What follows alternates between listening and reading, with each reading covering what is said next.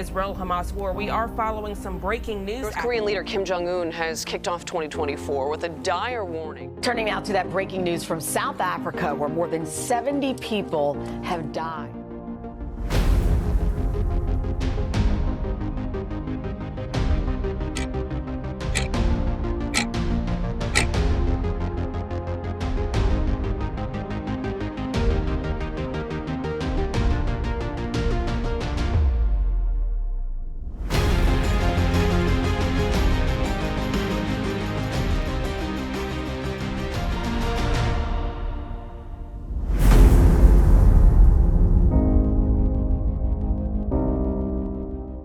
Can earthquakes be markers in time?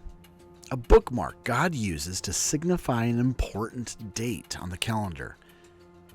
If so, where do we see them? And more importantly, where's the proof? Hi, I'm Realtor Mike with Shofar 2324.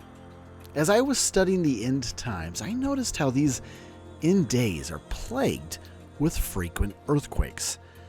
Christ mentions them himself in Luke 21:11, saying that in those days there will be earthquakes in various places.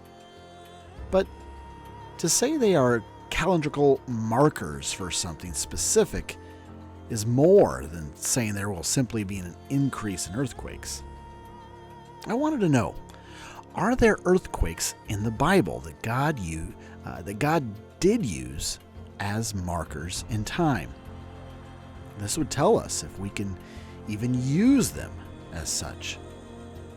I did some looking, and while there are many earthquakes in the Bible, such as Exodus 19, 1 Kings 19, Ezekiel 38, Amos 1, Matthew 27 through 28, several in Revelation, and many others, only a few of these stood out. For instance, in 1 Kings, Elijah experiences a powerful encounter with God, but he was not in the earthquake. I wouldn't count this as a marker in time. But let's take a closer look at some other verses. Exodus 19:18 describes Mount Sinai trembling violently as God descends upon it in fire, in the context of giving the 10 Commandments to Moses. One could say that this earthquake marked the moment in time God gave us the law. Ezekiel 38:19, God mentions a great shaking in the land of Israel in the end days during the Gog-Magog war. An earthquake in Matthew 27:51 through 54 marks the moment of Jesus' death, tearing the temple veil in two, and a sudden earthquake. Finally, the earthquake in Matthew 28:2 marks the moment an angel rolls back the stone from Jesus' tomb. In the book of Revelation, there are 5 earthquakes mentioned. The first is the earthquake of the 6th seal in Revelation 6:12. Another in chapter 8, verse 5. A third in 11:19 after God's 2 witnesses are killed. A 5th earthquake in chapter 11, verse 19, and finally the last and greatest earthquake is at Christ's return.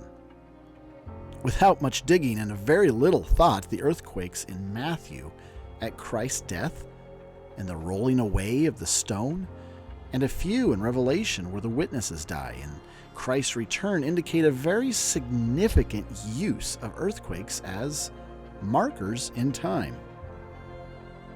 Using these, we can confirm that God has and does use earthquakes, just as he uses the signs in the sky. But are these the only ones? Now that we've answered the question, earthquakes can be used as markers, we look to the future and point out significant events we know are coming. For instance, we know there is a 7-year tribulation coming sometime in our future, as described in Daniel 9, Revelation, and multiple other places. Notable events during those 7 tribulation years are the beginning point the ending of the sacrifice at Israel's third temple, the reign of the Antichrist, the death of the two witnesses, the abomination of desolation, and of course, Christ's second coming. Are there earthquakes that mark any of these? Uniquely, we have important coming events as well as several forecasted earthquakes. All we need to do is use Scripture to match them together. We know the beginning of the 7-year tribulation begins the rise of the Antichrist. We see this in Daniel, 2 Thessalonians, and the first seal in Revelation. If there is an earthquake at the end with the return of Christ, one might think there may be one in the beginning, starting everything off. And you'd be right. But what earthquake is it? You might want to say it's the great earthquake of the 6th seal. However, that cannot be the beginning, as many other things must take place first, including the rise of the Antichrist, a world war, and the Gog-Magog war. But Revelation doesn't describe any other earthquakes prior to the 6th seal. However, another book in Scripture does, and it places an earthquake right near the beginning of the 7 years. We find this in Ezekiel 38:19, after the battle of the Gog-Magog war. It reads, "For in my jealousy and in the fire of my wrath I have spoken. Surely in that day there shall be a great shaking in the land of Israel." The Gog-Magog war spoken of in Ezekiel has never occurred, and it's a war at the beginning. Could this earthquake at the Gog-Magog war mark the beginning of the 7-year tribulation? The second earthquake is the 6th seal. Being that the 7th seal begins the 7 trumpets and doesn't begin until after the middle, that would place the 6th seal just behind the middle. If you've watched my video on Daniel 12, you'd know that Scripture places the ending of the sacrifice right here, only 75 days before the middle. The Antichrist will put a stop to the sacrifice at Israel's third temple, and it is at this moment it will set off the great earthquake of the 6th seal. It says, "And I beheld when he opened the 6th seal, and lo, there was a great earthquake.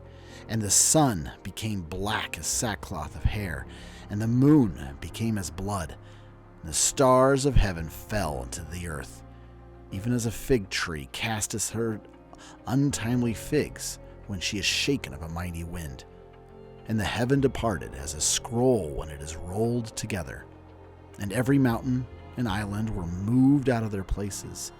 The kings of the earth, and the great men, and the rich men, the chief captains, mighty men, every bondman, every free man, hid themselves in the dens and in the rocks of the mountains, and said to the mountains and rocks, Fall on us, hide us from the face of him that sits on the throne, and from the wrath of the Lamb." Could the caves of the earth men hide themselves in be the bunkers many are currently building? This is the second earthquake during these 7 years. 75 days after this, the exact middle, or 3.5 years into the tribulation, Revelation 13 tells us the Antichrist begins his reign of the world. Is this event significant enough for an earthquake? In fact, it is, and we find it in Revelation 8:5. "And the angel took the censer and filled it with fire, the altar, and cast it into the earth. And there were voices and thunderings and lightnings and an earthquake." This is the third earthquake during the 7 years, and it marks the precise middle, the ruling power of the Antichrist. That's 3 earthquakes during the first half. We have 3 to go over the course of the next 3.5 years. While the events of the trumpets are spectacular and horrible to behold, the fourth earthquake doesn't show itself until the death of God's two witnesses towards the end. We read in Revelation 11 that they delay the Antichrist from going into the temple until their witness is finished. At that moment, the Antichrist has them killed, and a great earthquake destroys 1/3 of the city. How terrible that day will be for any Israelis still in Judea. 30 days later, the Antichrist sets up the abomination of desolation at the temple. He declares himself as the God of heaven and earth. And we see this marked with an earthquake in Revelation 11:19. And the temple of God was opened in heaven, and there was seen in his temple the ark of his testament, and there were lightnings and voices and thunderings and an earthquake and great hail. Finally, as already mentioned, the final earthquake, the greatest of them all, sends 100-pound boulders into the sky. This earthquake is seen in Zechariah 14, Acts 1, and Revelation 16, and marks the arrival of Christ's return. That's 3 earthquakes in the first half and 3 in the latter half of the 7 years. Not only does the Bible give us reason to believe that God uses earthquakes as a means to mark significant points in time, we can take the earthquakes he's given us and match them with the events coming in those final 7 years. Thanks for watching Shofar 2324. I'm Realtor Mike. Maranatha.